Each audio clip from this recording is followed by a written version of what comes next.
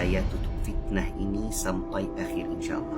Ya Syekh, Anda sedang diuji sebagaimana disebutkan dalam Al-Quran surah Al-Isra ayat 60. Dan ingatlah ketika kami mewahyukan kepadamu, sungguh ilmu Tuhanmu meliputi seluruh manusia, dan kami tidak menjadikan mimpi yang telah kami perlihatkan kepadamu, melainkan sebagai ujian bagi manusia.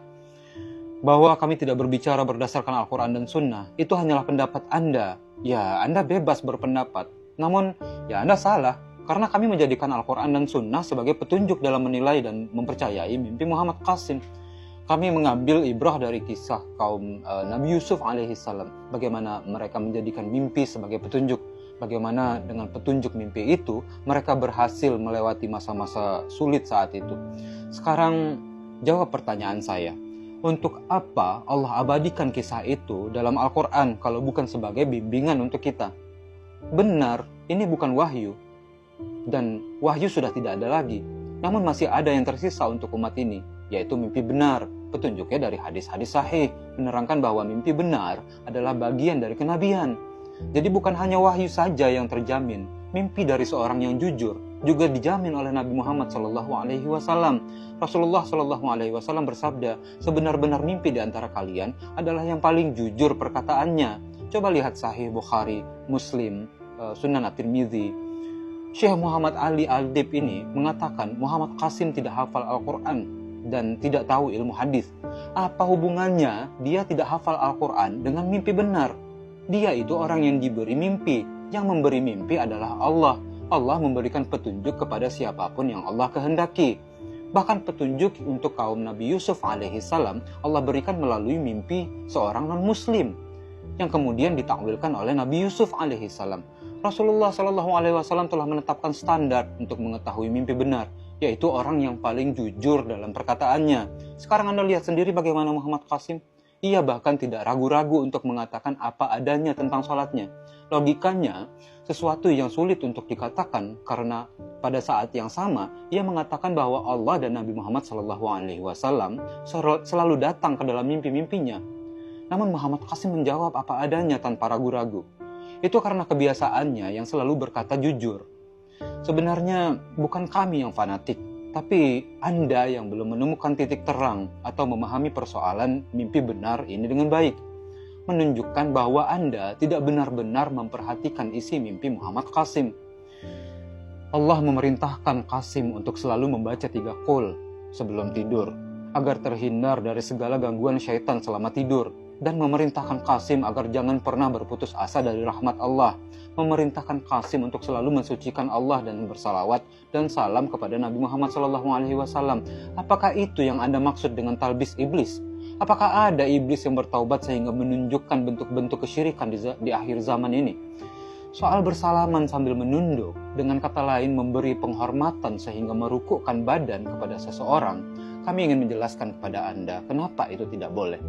Bukan hanya karena khawatir hal itu akan merusak hati orang tersebut, tapi juga karena perbuatan itu menyaingi perbuatan yang seharusnya hanya dilakukan untuk Allah dalam beribadah. Sebenarnya sebagian ulama Syafi'iyah seperti Imam Bujairimi yang hidup sekitar 300 tahun yang lalu juga telah memberitahu bahwa dalam situasi tertentu hal itu bisa menyebabkan seseorang murtad dan kafir. Kami paham bahwa ada juga pendapat yang lain yang mengatakan makruh dan lain sebagainya. Tapi semua itu adalah pendapat manusia, tidak bisa disamakan dengan mimpi benar yang notabene dari Allah. Mana yang harus kita dahulukan? Ya mimpi benar. Mimpi Muhammad Qasim mengungkapkan bahwa itu adalah perbuatan syirik. Silakan Anda sebutkan apa dan bagian mana yang tidak cocok dengan agama kalau Anda memang benar. Koreksi saya kalau saya salah. Saya lihat Anda menganggap remeh orang seperti Qasim. Sebenarnya Anda tidak terima kenapa Allah datang kepada orang seperti Qasim dan memerintahkan semua hal itu kepada Qasim.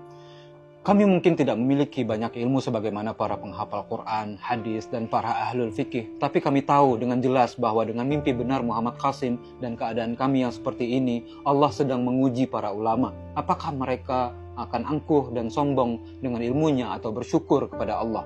Sebagaimana yang dilakukan Nabi Sulaiman alaihissalam saat mengetahui ternyata ada seorang rakyat biasa yang mampu memindahkan singgasana Ratu Balqis dalam satu kedipan mata. Sudah berapa lama Anda tinggal di Indonesia? Banyak sekali praktek kesyirikan di Indonesia. Sebaiknya Anda mengajak umat ini untuk sadar dan segera meninggalkan praktek kesyirikan tersebut, bukan malah menuduh bahwa pesan ini adalah fitnah. Menggelikan sekali mendengarkan Anda mengatakan Muhammad Qasim membuat perpecahan. Justru kami ingin mempertanyakan kepada Anda, kalau memang orang seperti Anda itu benar, kenapa umat ini terpecah belah? Tidak perlu khawatir Muhammad Qasim akan ditinggalkan banyak orang. Qasim hanya khawatir ditinggalkan Allah. Di salah satu video Anda, kami melihat bahwa Anda sangat bersemangat memberitahu orang-orang bahwa dalam 3 bulan lagi Imam Mahdi akan muncul. Di sisi lain, dalam video Anda yang sedang saya respon saat ini, Anda mengatakan bahwa tidak mungkin Muhammad Qasim itu Imam Mahdi. Seolah-olah Anda pernah mendengar atau melihat Muhammad Qasim mengklaim sesuatu seperti itu. Soal nama Imam Mahdi, kita maklum ada perbedaan keyakinan di antara para ulama. Walaupun umumnya mengatakan namanya sama seperti, tapi ada juga yang mengatakan namanya mirip seperti. Dan itu juga benar secara bahasa. Begitulah pengetahuan manusia, jelas terbatas. Siapapun mereka, Allah Maha Bijaksana mengatur segala sesuatu. Tapi lucunya, Anda mengambil pendapat Ibnu Katsir tentang nama Imam Mahdi, bahwa namanya adalah Muhammad bin Abdullah dan seterusnya. Namun Anda menolak pendapat Ibnu Katsir yang lainnya dalam kitab yang sama yang juga menerangkan bahwa Imam Mahdi akan datang dari arah timur dan didukung oleh orang-orang dari timur dan menegakkan kekuasaannya dan akan dibayat di Masjidil Haram. Dengan Anda mengatakan ia akan muncul pertama kali di Timur Tengah, tepatnya di depan Ka'bah, dan bahkan harus berbahasa Arab. Ya Syekh, tunjukkan dalil tersebut yang menyebutkan Imam Mahdi harus berbahasa Arab. Anda lebih fokus kepada Imam Mahdi, padahal Imam Mahdi bukanlah apa-apa kalau tidak dengan pertolongan Allah. Imam Mahdi juga membutuhkan pertolongan Allah, sedangkan mimpi Muhammad Qasim jauh lebih besar dan dari sekedar persoalan kapan Imam Mahdi akan muncul.